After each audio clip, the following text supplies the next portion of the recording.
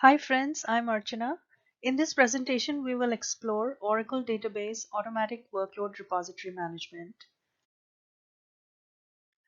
When we talk about database performance, we need to be able to gather some information data on database parameters such as memory, I/O, and CPU usage. The collected performance data is used to diagnose issues present in the system. Diagnosis leads to appropriate tuning and resolution of issues. Broadly, the database performance topics include instance tuning and SQL tuning. Instance tuning requires the DBA to diagnose and tune database performance. Parameters which affect database performance are memory, I/O, and operating system. Tuning involves determining database bottlenecks and eliminating or reducing the bottlenecks to improve performance. SQL tuning involves writing efficient SQL statements. A DBA is required to determine poorly performing SQL statements and recommend and implement changes which would help alleviate the problem symptoms. So the first task at hand is to collect performance data. Automatic Workload Repository, or AWR, stores performance-related statistics for an Oracle database. Statistics can be gathered at the container database level or for individual PDBs. By default, the collected data is stored in the sysaugs table space of each PDB or CDB. There are different categories of the collected performance data. In the general category, the data is accessible by all PDBs. It is captured in snapshots in the CDB as well as the individual PDBs. Data captured includes statistic names, latches, and parameters. The second category aggregates data for all tenants of a CDB. The capture takes place at the CDB level only. The data collection is primarily of use to the CDB administrator only. Lastly, the AWR collections include data for individual PDBs. It includes container-specific data for a pluggable database. Data captured includes statistics, latches, and parameters. To enable data collection using AWR for a container database, the statistics underscore level parameter should be set to typical or on. Data collection is by default enabled for a CDB but disabled for individual PDBs. A DBA can set the data retention period for a CDB or for a PDB. The frequency for a snapshot can be defined by setting a snapshot schedule. In addition, manual snapshots can be taken as needed. Snapshot data can be purged manually in addition to the automatic purging based on retention period. Since snapshots are by default disabled for individual PDBs, they can be enabled by setting the AWR underscore PDB underscore autoflush underscore enabled to true and setting the snapshot interval to a value greater than 0. Oracle Enterprise Cloud Control is the primary interface for managing snapshots. Various procedures in the DBMS underscore workload underscore repository package can also be used to manage snapshots. If the statistics underscore level parameter is set to basic, it disables many Oracle database features, including AWR, and is not recommended. In such a situation, the AWR statistics can still be captured using the DBMS underscore workload underscore repository package. Since many of the segment statistics and memory advisor statistics will be disabled, there is limited benefit from using such a snapshot. Oracle Enterprise Manager Cloud Control is the recommended way of generating the AWR and ASH reports. If Cloud Control is unavailable, the automatic workload repository reports can be generated using the AWR rpt.sql scripts. The scripts are located in the $Oracle Home /rdbms/admin directory. To run a report on the local database, run AWR rpt.sql. To run a report for a specific instance, use the AWR rpti.sql script. If you are in a real application clusters environment, the scripts AWR grpt.sql and AWR grpti.sql can be used for local rack database or for a specific instance respectively. To see the AWR report for a specific SQL statement, run the AWR sqrpt.sql or AWR sqrpti.sql for a SQL statement on a specific Oracle database. The Active Session History tool records information about all database sessions. The ADDM tool may not record short-term transient problems. The ASH takes a sample of the session data every second and captures transient performance problems. Any session which is not in the idle class is captured by the Active Session History. Active Session History also allows for targeted analysis on various metrics such as session ID, SQL ID, or action. Viewing AWR data in a multi-tenant environment. In addition to generating AWR reports, the data stored in the repository can be accessed via data dictionary views. DBA underscore hist and AWR underscore root views show CDB root AWR data present in the CDB root, or if accessed from a PDB, show the CDB root data for a specific PDB. AWR underscore PDB views and CDB underscore hist views show all of the AWR data for a CDB or a specific PDB. DBMS Workload Repository. Cloud control is the recommended way of creating a new snapshot and managing snapshots.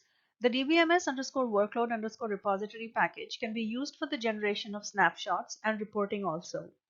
To create a new snapshot, execute the DBMS underscore workload underscore repository dot create underscore snapshot procedure. It can be executed with no parameters and will create a snapshot in the current container. A performance baseline may be created using the create baseline function. To capture a SQL statement in every snapshot, even if it is not in the top 10, the add colored SQL procedure is available. If the SQL is found in the cursor cache at the snapshot time, it will be captured. To uncolor the SQL, use the remove underscore colored underscore SQL procedure. As discussed, it is recommended to use crowd control to run AWR and ASH reports. If unavailable, the AWR RPT and ASH RPT scripts should be used. The repository data can also be accessed using the reporting functions of the DBMS underscore workload underscore repository package. Some of the functions are ASH underscore report underscore HTML, AWR report HTML, and AWR underscore diff underscore report underscore HTML to display the reports in HTML format. AWR location. An AWR report is generated for the session's current container. Since there are CDB and PDB level data, when an AWR report is requested via AWR rpt.sql, it prompts the user for the location of AWR data. The report can be run from AWR present in the root or from the PDB. Let's watch a demo on the automatic workload repository. This example creates a snapshot of the local database with a flush level of all. Flush level of all means that all statistics will be captured in the snapshot. This can consume a lot of disk space and time to create. Other flush levels are best fit, light, and typical. The new snapshot will be added to the automatic workload repository and can be seen in the DBA underscore hist underscore snapshot view. I want to check what my current container ID is. It's 3. Now I want to see if this particular snapshot has been created in the DB underscore hist underscore snapshot view. So I just created a snapshot and it's showing up in my DB underscore hist underscore snapshot view. Now, as discussed, it's a good idea to have some baselines so that we can compare performance of the database with our baseline. And so we can create a baseline with the dbms underscore workload underscore repository dot create underscore baseline procedure. I'm creating one.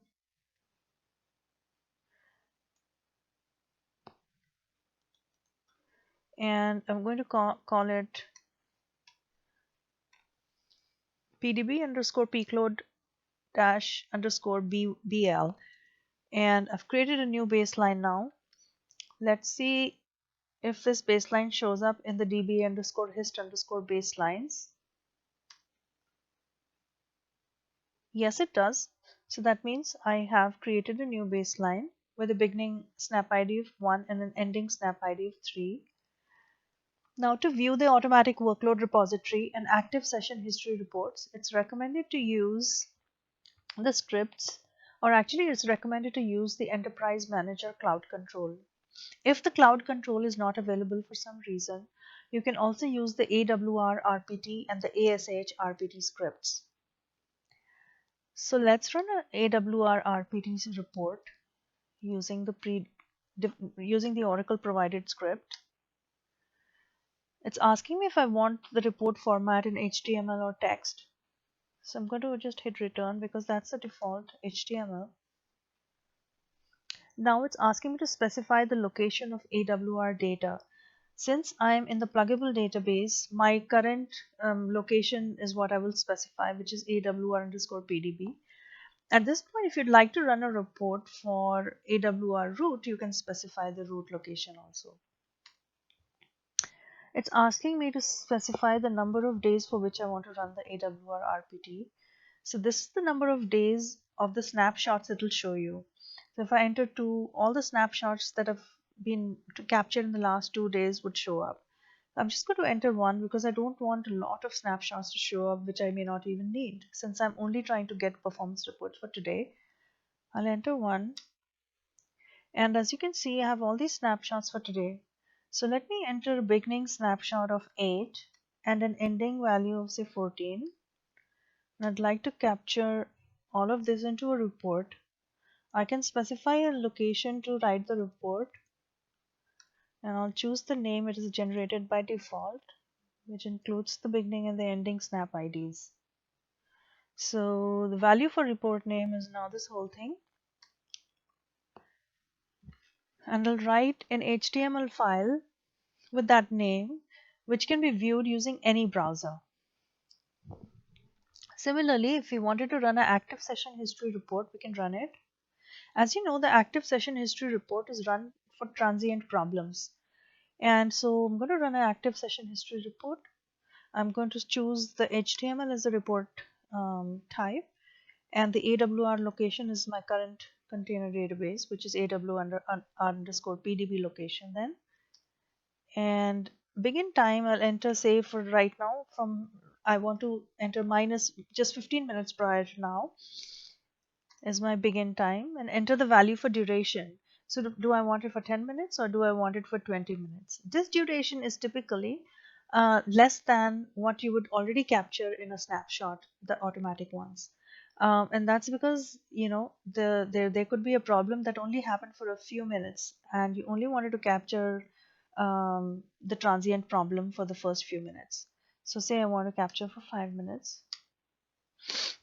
It's asking me for a report name. So I'm going to specify report name. I'm going to accept the name it is generated. And it's writing a report to that specified location. Again, this is a regular HTML file which can be viewed using any browser. That concludes this demo. Thanks for watching.